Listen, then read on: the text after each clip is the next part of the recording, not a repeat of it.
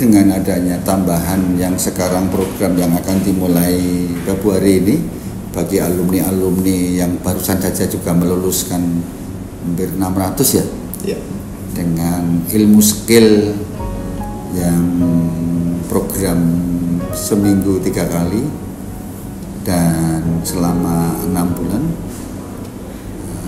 itu benar-benar teori praktek ya, dapat dikatakan ya 99% mereka itu tidak nganggur, karena kebetulan kita dari alumni dari pesantren properti dan dari Aspurumnas itu kan banyak pengembang-pengembang yang memerlukan tenaga-tenaga skill gitu kan. Jadi harapannya bisa katakan ilmu tambahan menambahi dari yang sudah lulus sekarang supaya punya keterampilan dan aplikatif yang ada di lapangan. Bentuk pertanggungjawaban kami dalam pendidikan 6 bulan ini, insya Allah nggak mungkin takut nggak bisa cari pendapatan gitu. Nah itulah yang akan kita setting dengan INABA supaya lulusan dari INABA ini ya benar-benar bisa tersalurkan, baik nanti jadi karyawan secara profesional atau memang dia ingin mengarah ke menjadi entrepreneurship. Kalau kita melihat sendiri, kalau untuk di bidang properti ini kan bisa untuk melalui pendidikan juga, bisa tanpa pendidikan juga. Ya. Tapi dampaknya misalkan kita di properti terus melanjutkan ke pendidikan, kita udah punya skill, terus kita melanjutin untuk gelar sarjananya, seperti apa itu Pak? Jadi gini, kalau tidak melalui pendidikan yang sekarang, itu dia bisa karena telah melakukan, tapi kan banyak faktor saja. Tetapi kalau ikut pendidikan, setidaknya gini, dasar teorinya benar, ya kan? Tidak terlalu mahal, tidak terlalu mahal untuk dia itu terjadi risiko kesalahan, karena kan dengan dasar teori yang ada, dengan ilmu yang ada, baik secara teori yang benar gitu kan, dasar teori benar, walaupun akan digambarkan di lapangan. Jadi ini kan sebetulnya hanya bagian dari penyempurnaan yang dilakukan di pesantren properti yang sudah ribuan alumni ya. Kita hanya ngajari banyak cenderung karena realita di lapangan akan lebih sempurna lagi kalau dikompar dengan dasar-dasar secara teori akademisi yang benar. Itu yang ada penyempurnaan.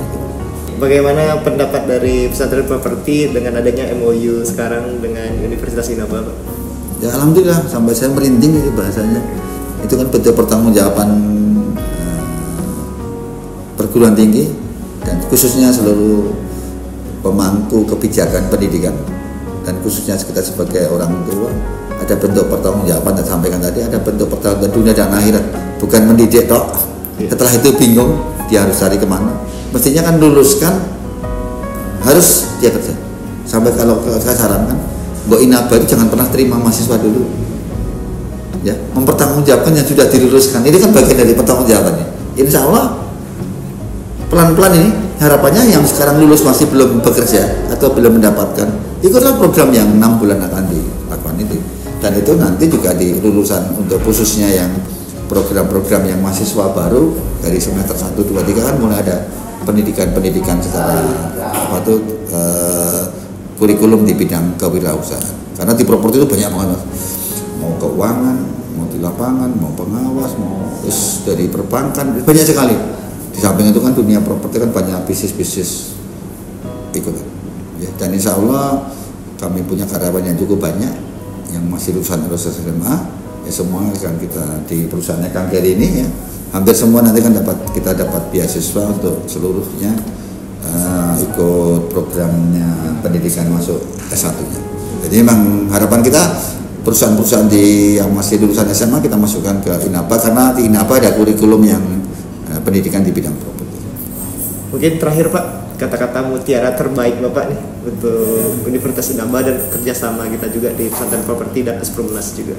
Kalau saya gini, kalau dalam bahasa Jawa itu sak becik-becike menungso iku sing iso ninggali lemah marang anak putu, gitu kan ya.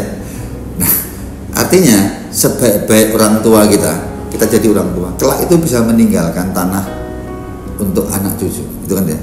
Nah, dengan seperti itu apa? Kalau sekarang nggak punya tanah, ya carilah ilmu di bidang properti, kalau kalian bergerak di properti pasti akan punya properti kan, apalagi harga diri seorang bangsa, harga diri sebuah bangsa itu kan ya punya tanah air, tapi harga diri yang paling kecil seorang laki-laki dia bisa punya rumah untuk menghidupi anak dan istri.